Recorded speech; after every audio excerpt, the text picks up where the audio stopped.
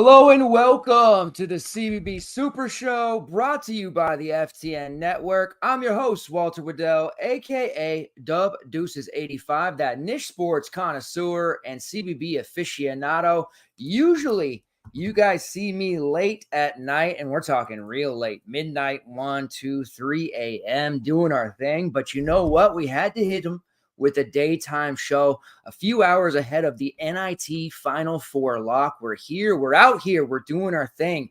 Have no fear. We have 1, 2, 3, 4, is it 5 slates? So the NIT Final Four, that's 4 slates actually.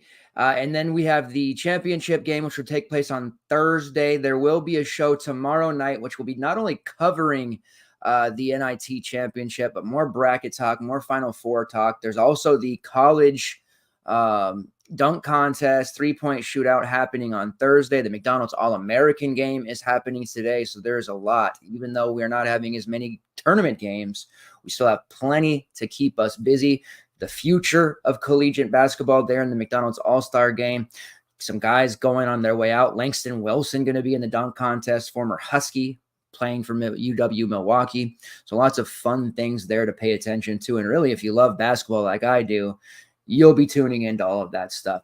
We, of course, have the transfer portal news, coaching carousel, all of that crazy stuff happening. There's already been some guys who have, chosen their new school. Tyson Acuff, who transferred from Eastern Michigan, one of the best scorers. He's a volume guy, no disrespect, but he does end up at Rutgers, and it has been rumored for a while he's going to get paid by them, but officially it came out that he's getting paid $200,000 from an NIL collective to play for Rutgers. So they better surround him with some players, because Derek Simpson is gone. Derek Simpson hitting the portal from Rutgers. He's going to St. Joe's. So there is a lot of coming and goings and the changes and everything. We are going to be keeping track. We're doing the projection thing. We're going to have a document out, and I'm not trying to bite other people's style, because I know there's others with much better documents and systems out there than me that are tracking all of the people that are leaving college teams, going to different teams, overall transfer portal stuff. But we are going to have our own version of that updated daily, so you guys can click on that document and look over the different changes for your favorite team, and that will be a sortable thing as well. So I'm very excited about that. All kinds of good stuff. We're going to refine our projection system over the summer. Going to try to have it for college football as well. And FTN is just continuing that ascent up into the moon. We have lots of good stuff planned. It's just going to be phenomenal. I can't wait for you guys to see everything that we are working on here. It's going to be ridiculous. All right. If you're new to the Super Show and maybe you're not a night owl like I am, maybe you're not checking it out and you're a little bit, unsure about what we do here. We cover college basketball from a DFS perspective. We also talk about prize picks, prop betting, and other betting opportunities as well. Tried and true game-by-game analysis. That is what we're known for. That is what we do. If you're a returner to the show, I appreciate you. You guys find your way here one way or another. If you're watching live or on demand, either way, you've been supporting the show, which I do appreciate. Everybody together, if you could smash that like button. It is the era of, YouTube algorithms, and we've got to have those impressions, those engagements, all of this stuff. You guys commenting on the show, you guys liking it, sharing it. It all helps. It all helps a great bit, and I do appreciate that very, very much. Brett Belke, an appearance by Belke, my man. Not Perfect Strangers Balke, but this is Brett Belke. He's our version, the FTN version of Balke. NC State versus UConn in both men's and women's championship game. How crazy would that be? That would be absolutely nuts. I saw a stat. I wish I had it pulled up still. First time ever. I'm pretty confident that I saw that for two programs to be sending a team, their men's and women's teams, to the Final Four. So first time that's ever happened. And then I saw it was the 13th time that a men's and women's team had sent to the Final Four at the same time. So 2 is unheard of. 1 is already pretty lean. And the last time that happened was several years ago for the South Carolina Gamecocks, when their men made a unlikely run to the Final Four, in the South Carolina women's program, which is an absolute juggernaut of a program, was in the Final Four as well. So it doesn't happen very often, let alone 2. So it's pretty nuts. Quickly give my take here on the Sunday games. Rick Barnes, I feel like Rick Barnes didn't biff this game as much as as most people would just assume happened. I mean, anyone watching this show clearly watched every single game over the weekend. So, it wasn't like the poorest job that Rick Barnes has ever done. There were a few adjustments that probably needed to be made, but for the most part, they were betrayed by their shooting. Two things for the Vols, which were just absolutely crippling. The first half, the last few minutes, they're up by 11, 12 points, go completely ice cold. Purdue rattles off, 8 or 9 in a row. Just a gut punch for the Vols. Going into halftime, okay, we're close, we're tied, let's just get out there. Tennessee's offense, Dalton Connect, they're doing their thing. And then another one near the end of the game, they go ice cold. Two separate ice cold streaks that were so crucial to the game and them losing. Zakai Zeigler again shot 1 of 8 from downtown like he did in an earlier game against Texas. That is just a backbreaker. Purdue had nobody that could guard Dalton Connect. Clearly, every time they put Braden Smith on him, it was a joke, right? An absolute, utter joke. It was as bad as our girl Haley Van Lith last night trying to guard Caitlin Clark. It just wasn't going to happen.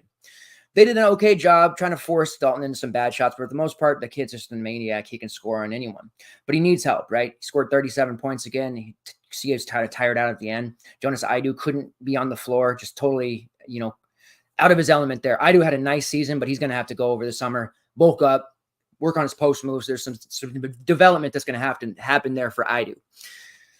Jordan Gainey, who they brought in to be a scorer off the bench and had his moments throughout the season, but that was a pretty big whiff overall. He just wasn't giving them. It was kind of like Timberlake in Kansas. Just they expected more. He wasn't going to come in there and be this high usage, high scoring guy that he was at USC Upstate, but they expected him to be able to hit shots when they needed it. And when you have starters like Zeigler missing and Triple J, who had a couple threes in the first half, it was like, okay, let's go. No points in the second half for Triple J, back-breaking. You needed somebody to come in there and hit shots. Had to be Gainey. Vescovy, clearly wasn't 100%.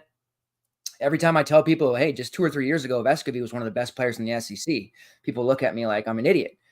And if you watch last game, then you would really be looking at me like an idiot. He wasn't 100%, and obviously, if he was going to play, like you needed him to hit shots. He didn't. Gainey, not really a factor. It was tough. You just couldn't afford. You can't miss shots against this Purdue team because you're just not going to stop Edey. Whatever it is, you can say all you want, and I make jokes about the refereeing. He does get a lot of calls. Let's be honest here. I know that the refs they let a little bit go on the Vol side too, but you've got Edey like elbowing people in the head and not being called. Like, come on. And with playing Purdue, you're just not going to win that physicality battle underneath. You're going to get called for fouls. If he gets it low on the block, he's and there were a few times Triple J poked it out. He was forced into 3 or 4 bad shots with a walk on him. A waka. They did a good job. It's just that when they came to the other side and were missing open threes, it just takes the wind out of your sails. You've got to hit those shots. Utah State, God, they could not shoot a lick, right? And that Tennessee in those 2 cold streaks, it was just a death sentence. Had they shot a better percentage, even if Zakai hit 2 more threes, and Gainey gave them like 6 points, I do think the Vols win that game. That would have been enough to at least keep the streak, to keep the Purdue streak that was going on there, 11-0, whatever, just dead. They did a really nice job in the second half on Braden Smith, like I thought they would. They really neutralized him. He still had a good game, but he wasn't scoring like 25 real points or anything like that. They did a nice job on the role players, and going forward here, NC State's going to win against Purdue here. They're going to have to not only hit shots, but they're going to have to just neutralize everybody else, right? Like, I think at the end of the day, you just decide, okay, Zach Edey's going to score 30 plus, and we're just going to live with it. But we're not going to let Mason Gillis hit shots. We're not going to let Braden Smith beat us. And Lawyer, we're just, if he hits a couple of shots, whatever. But for the most part, we're going to contain Braden Smith. We're not going to let Mason Gillis come in here and shoot threes. Lance Jones is going to get tired out on defense. It's just going to be Zach Edey. So if he's going to drop 40 on us, fine. But we hold the rest of that team under 30, we're winning this game. And I think NC State does have the shooters to do so. O'Connell has already proven he's a big-time shooter. DJ Horn stepped up last game when we needed him to. We said if DJ Horn does his thing here, it's going to be huge. Mo Diarra in massive foul trouble, the first non-factor game from Mo Diarra since the Reagan administration. So, NC State proved they could gut that out. Duke did nothing to dispel the fact that they are soft. At the end of the day, they were soft. Look what their front court did in that game. Jared McCain had one of his games where he shoots 1,000,000%, but that wasn't enough. Now you have the most intriguing matchup of all, Zach Edey versus DJ Burns and Mo Diarra. That is going to be a fantastic little 2-on-1 handicap match there. Little WWE reference for you. And then, of course, Trey Kaufman-Renn will be in the mix as well. So this is just going to be a really fun matchup here. But I'm going to be rooting for NC State. I've been called the Purdue hater already. It's not even that I'm a Purdue hater. I just don't want to see them in the final, I guess. And on the other side, UConn versus Bama. I got to give all the respect in the world to Coach Nate Oates for continuing to beat teams that I didn't expect them to beat. But the buck stops here for them. You're seeing the spreads. What is it? 9.5 for Purdue, double digits for UConn. I told you, a while ago, UConn's just not going to lose any games in this tournament. They're not, and they are just so incredible. You saw another game. What did Tristan Newton do in that last game? Nothing. But did it matter? Cam Spencer had 12 rebounds. Get out of here. Alex Caravan did nothing, but Donovan Clingan went nuts. So good luck for Alabama trying to stop Donovan Clingan, number one. If they do, then you'll see the big game from Tristan Newton and Hassan Diarra. Mo Diarra. Hassan Diarra has been giving them some amazing minutes off the bench, a true veteran. This UConn team, they are going to steamroll Alabama. There's just no other way around it. And you might get another opportunity. We just talked about this last time. Hey, if it's within 5 points at halftime and you get a good number to bet live on UConn, or even better, UConn goes into halftime down like 2 or 3. That's a generational wealth opportunity. I say that in jest somewhat, but really that's a huge opportunity to make some money there betting live on UConn, which just presented itself on the last game. We're probably headed for a UConn versus Purdue game, but I wouldn't rule out NC State. And we're going to keep betting NC State, sprinkle the money line, and betting that spread. Plus 9.5 for NC State. Mo Diarra, I'm worried about fouls there. Absolutely. We'll get more into those matchups here throughout the rest of the week. But that is going to be a really fun game. But overall, in the end, it almost doesn't matter because UConn's going to win the tournament. And there's really no arguing that whatsoever. We're going to get into the slate here. We're going to talk about NIT Final Four. Let's see what's up. My man, Alex, the NC State super fan. What's going on? It's not 2 a.m. Yeah, would you wake up from your nap like, whoa, what is going on here? Hello? It's pretty weird. Yeah, for sure. It's a midday here. It's 1:15 in the afternoon. Had a bunch of earlier work on the day job for me. I'm going to be recording some more shorts. The Jamal Shed short we did, it got a lot of attention, and we're going to be doing some more. And it's going to start with Zach Edey, DJ Burns. That's going to be our first short that comes up. So a lot of cool stuff happening, and I am very excited. Minnesota State Mankato won both the women's and men's Division II titles. Nice. That's a powerhouse of a team. I think we talked about them briefly. What's up, Don? I know. The 1 for 8 from 3. I know. Just terrible. But I would have run him. I would have run him again. That's the second game in this tournament that he just went ice cold. But, he's playing every single minute of the game. The number 2 option on the team, it was a tough one. Johnny, coming here during the day. Now, Johnny's a West Coaster like me, too. Why are you not at work, Johnny? What's going on there? Not hitting the pavement today, I guess. Rick Barnes didn't stop Zach Edey. Another wasted year for Rick Barnes. Yeah, I guess. They lost, so what can you say? But I just don't feel like it was he's had much bigger coaching failures and much bigger choke jobs. Like his team shooting horribly in the last 5 minutes of the game and the last 5 minutes of the first half. What can you do there? He's not taking the shots for them. What's he going to do? Okay, guys, let's make shots. Speaking of missed shots, playing in a football stadium for the Final Four, you guys can expect some rims that are very tight. And I think shooting has been pretty suspect all tournament long. And, there was the women's thing in Portland. The 3-point line was, off by 9 inches. I don't know how the hell that happens. You can just eyeball it and see that. But there was a lot of poor shooting throughout the men's side with or without any line errors. And I'm a bit worried that teams that are, forced to shoot threes a lot are going to struggle. I think Alabama, even in a regular gym, I think Alabama gets just spanked by UConn. But now we're talking about these rims that are supposedly just going to have no give whatsoever. Alabama might be in for just a nightmarish performance here against UConn. So this would be a game where Klingon is going to nuke Castle. I think Caravan has a pretty nice game here, although he needs to hit threes to be productive, but he does rebound. So I think Bama's going to get absolutely squashed here. And this does favor Purdue as well on the other side. However, Mo Dr and DJ Burns won't back down from a good old-fashioned post-battle. So we'll see how that works out. But shots may be ugly in those games. Well, I'm working. Glad you're live at a decent hour. Smash like and sub. Thank you, my friend. Johnny has been riding with us for many years, almost a decade now. Actually, it has been a decade. We started doing Blog Talk Radio in 2014, if you guys remember that. Some of you do. Draft Street was still around, and we were just being goofballs and talking about college hoops, DFS, FanDuel. We were very heavy on FanDuel back in those days, pre-ban. And now look at us. We're doing our thing. So I appreciate that.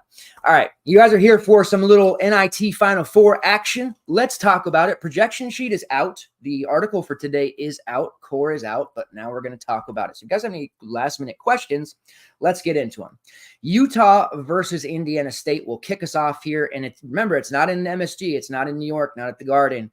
The Final Four of the NIT and title game are in a legendary place, not just for college basketball, but for sports in general at Hinkle. Magic happens at Hinkle, and there's going to be some magic here in this Final Four. And it does mean Indiana State probably going to have some massive home court advantage here because their fans already travel well.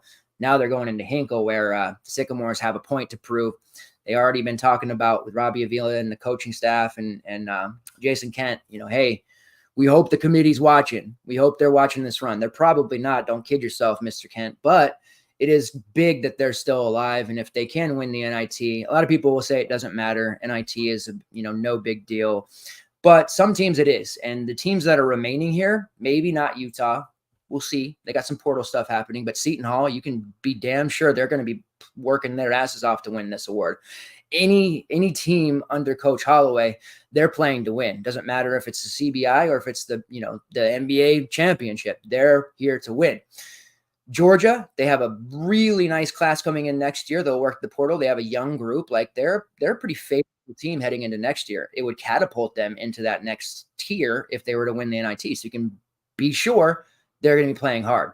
And Indiana State wants to win this as a, hey, you didn't believe in us. You didn't put us in, even though, hey, we were one of the first four out. Our metrics said we should have been in. You left us out. We went through. We won the NIT against other teams. I think best for them would be playing Seton Hall in the title game and then beating Seton Hall because that was the other team. That was, one of the first teams out.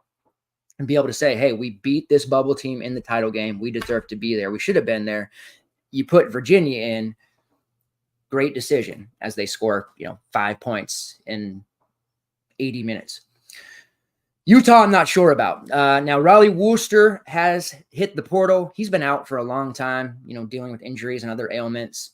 And there's been a lot of reports of Davon Smith hitting the portal, but that's not official. If you go and look at the transfer portal, he's not in it. And there's no news about him missing the game. So I've had some people asking me, hey, Dave, why do you have Davon in the core there? He's not going to play. Well, and unless something comes out in the next, couple of hours that says otherwise, he's starting. He traveled as far as I know. They didn't say he didn't. And again, he's not officially in the portal. Now he may be going into the portal. Like if Utah loses here tonight, you'll probably see news that says Davon Smith goes to the portal, but he's not going to hit the portal while they're in the midst of an NIT, title run. That would be a little bit shisty for anyone. So we'll see how it shakes out, but I do believe Davon Smith's going to play.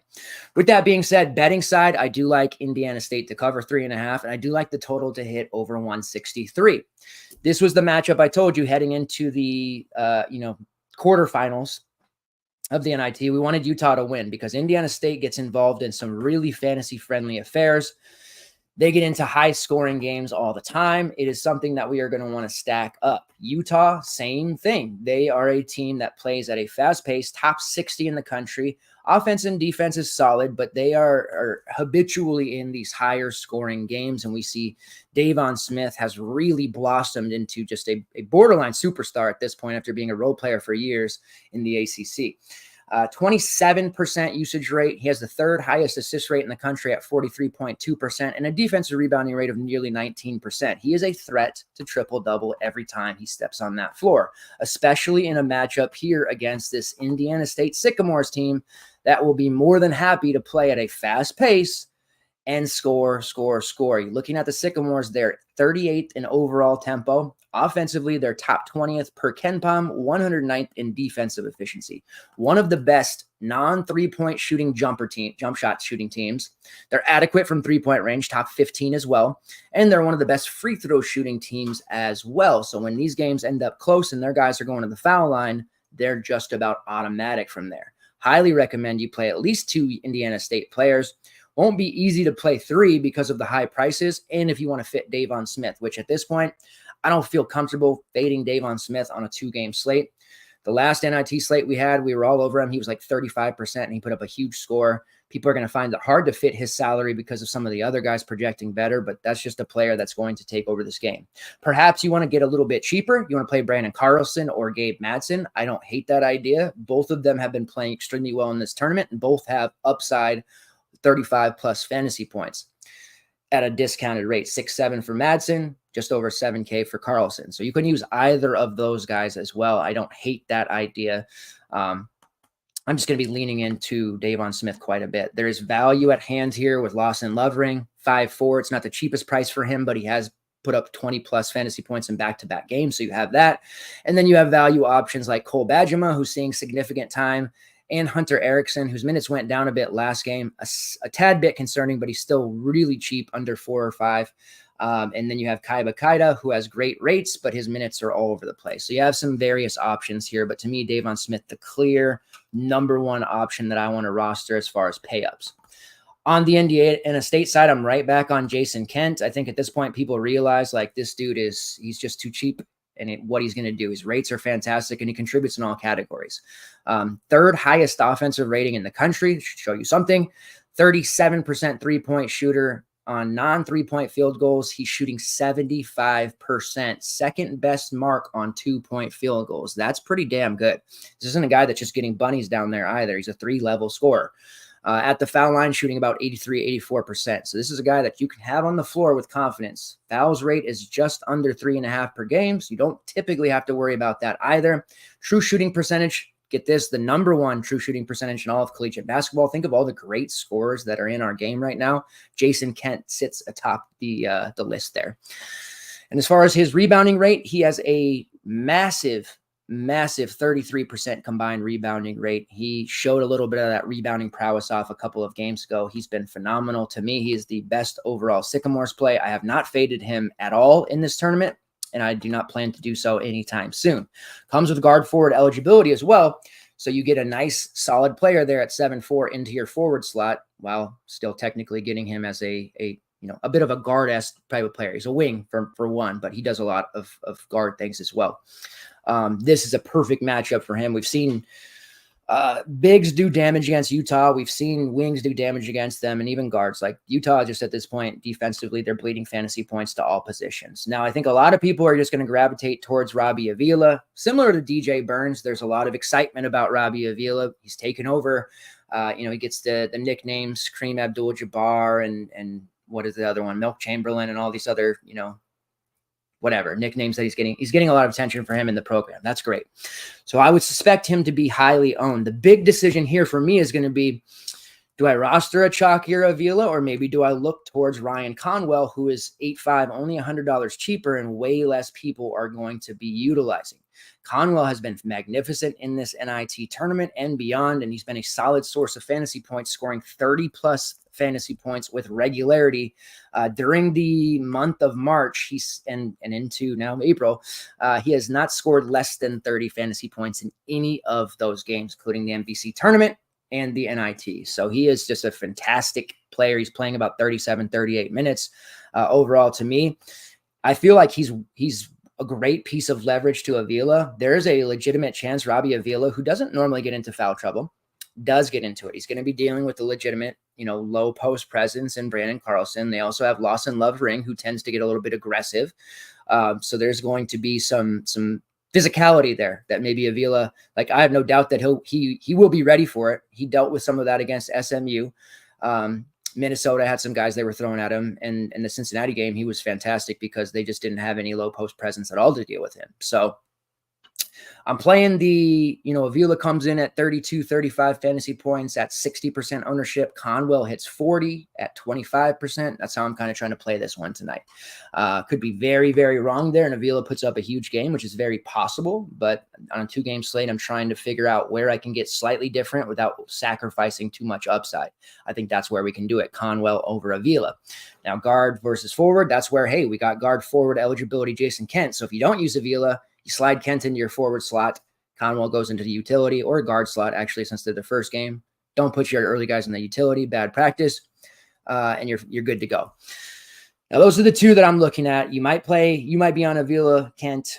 Swope and Larry are not price cheap enough for me. They do have upside for GPPs, but I'm not really that interested. The third person of the Indiana State stack would be Xavier Bledson.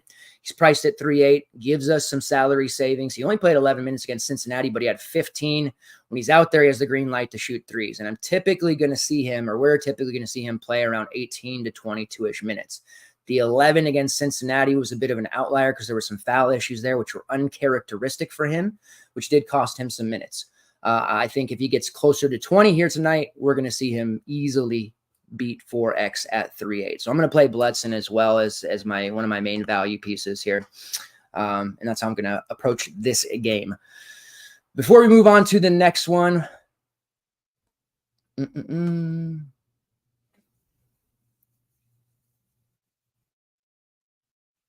Johnny talking about Georgia in the chat there. Yeah, it's a good bet. I think Seton Hall is a team on a mission here, but it's going to be way better than people probably realize. Seton Hall is 4.5-point favorites against Georgia, total of 145.5. Now, the way I want to start out with this is there's a lot of news to see with this one. So we're gonna start with Georgia. Jabrim Abdur-Rahim, who's been out for a long time. I don't expect him to play here, so you can kind of throw him out. The big one to worry about is Russell Tshwa, who was being reported by Free Plays and some of these other kind of like, sometimes you can trust them, sometimes you can't when they report injury news. Places had said that he wasn't going to play. But he only had an illness. It wasn't as if he had a broken leg or something. And they did try and play him. He didn't start against OSU, but he did play, and it was only 5 minutes. So he was super limited.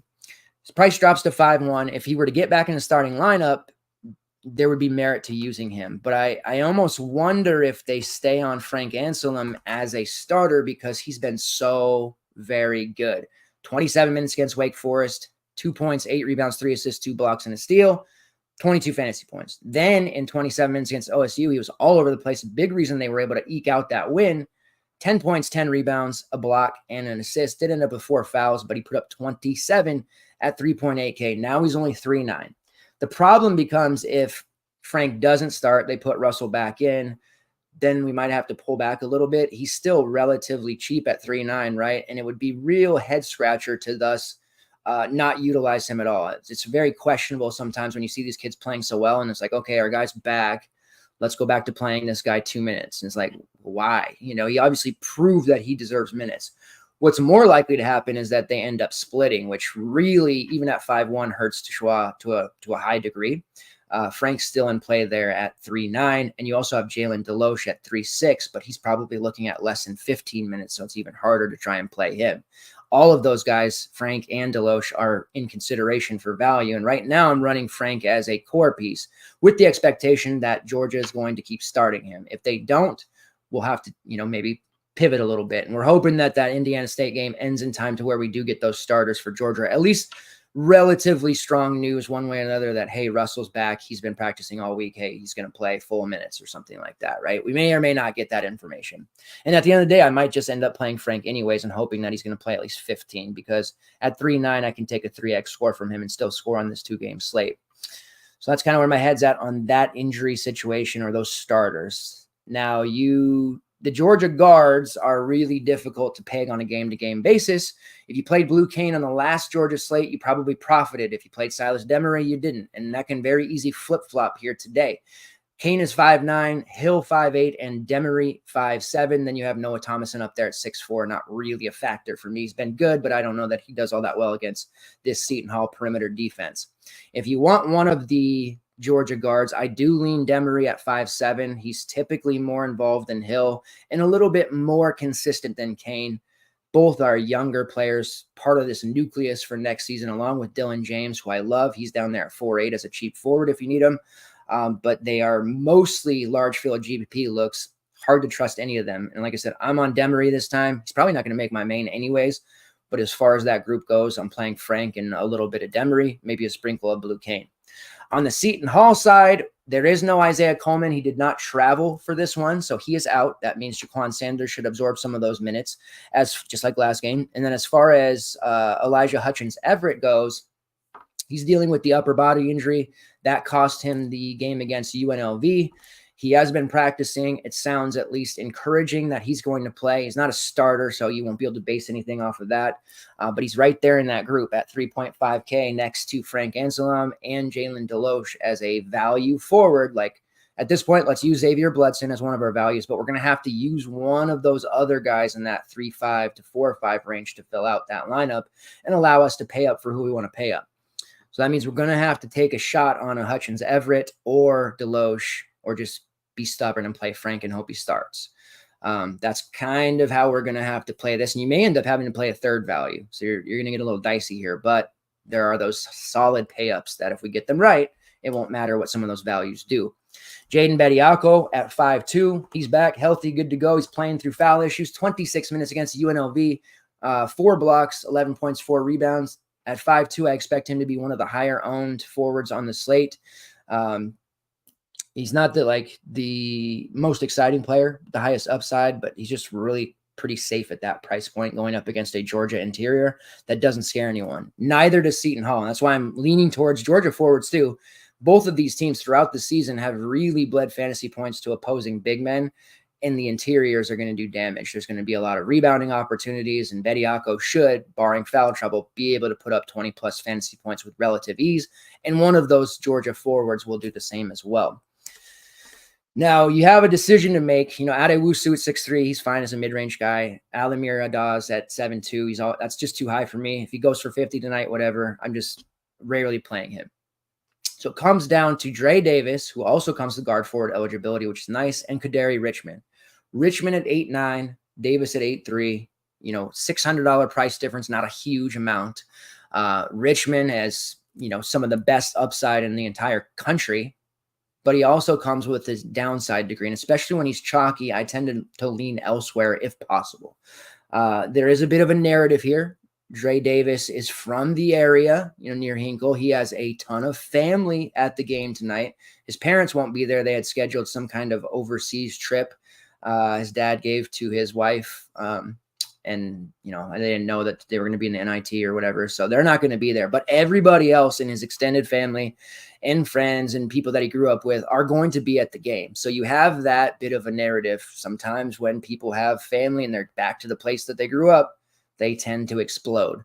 I already love Dre Davis. I think he's a phenomenal player that doesn't get enough respect from the rest of the industry. He rebounds at a really high level, which plays into this matchup great because he can defend multiple positions. He can honestly play 1 through 5 offensively, and he's going to be in a position to grab a ton of rebounds here, especially if Bediako gets in any foul trouble. Davis will slide down and play a little bit bigger. That means he's going to have double-double upside. 10-plus rebounds is a real possibility. 15-plus points, also a real possibility. Look for Davis to take 12 to 15 shots at minimum, and he is going to be, really engaged in this one, as I believe Seton Hall wants to win this and ultimately become the NIT champions. So Dre Davis is my preferred option over Kaderi Richmond. That means, I'm trying to fit Richmond. I'm trying to fit 2 of the 7K plus Indiana State guys and Davon Smith. So that's going to force me into some of those cheaper guys. Bediako goes in, and then we have 3 different players under 5K that we've got to finagle through, 2 of which may have to be under 4K. So we're going to have to make a little bit of sacrifices there. There is merit to going more balanced and not playing one of Richmond and Davis, or not playing Davon Smith perhaps.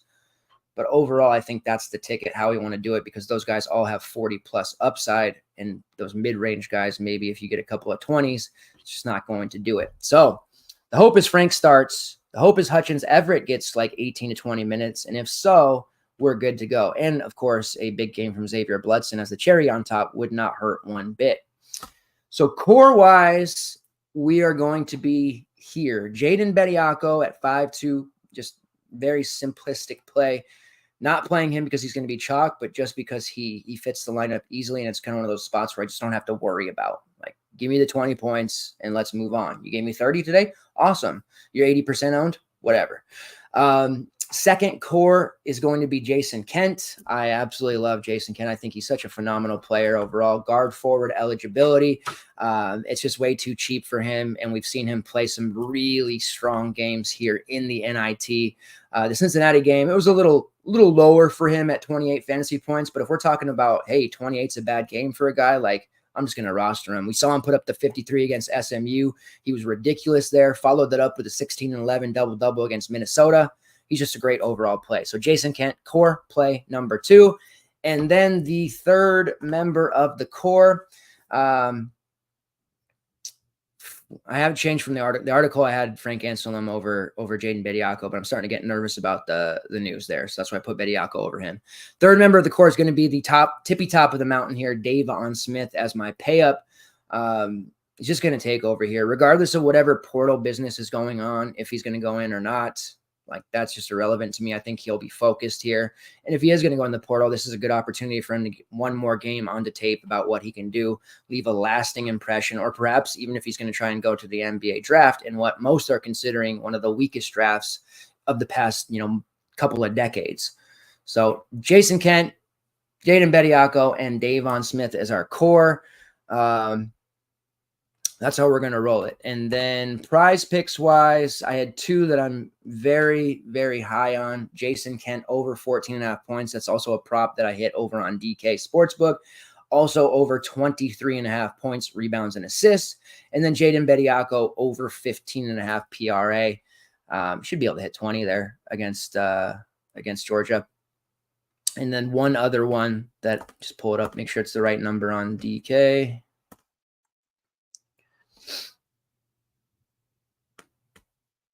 Dre Davis over 24.5 PRA. It's at -105. That was another one that I hit earlier in the day when I was at DK.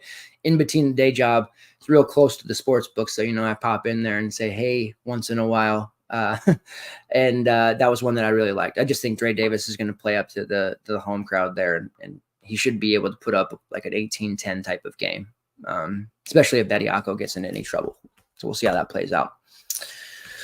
All right. I think that is it. We've got it. NIT Slate Daytime Super Show. I hope you guys liked the daytime version. A little bit more energy there, but, we always go hard at night as well.